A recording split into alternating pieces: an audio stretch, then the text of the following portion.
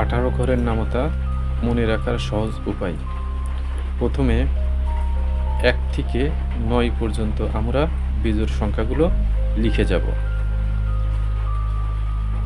1, 3, 5, 7, 9। এরপরে 18 পর্যন্ত জোড় সংখ্যাগুলি লিখে যাব। 10, 12, 14, 16, 18।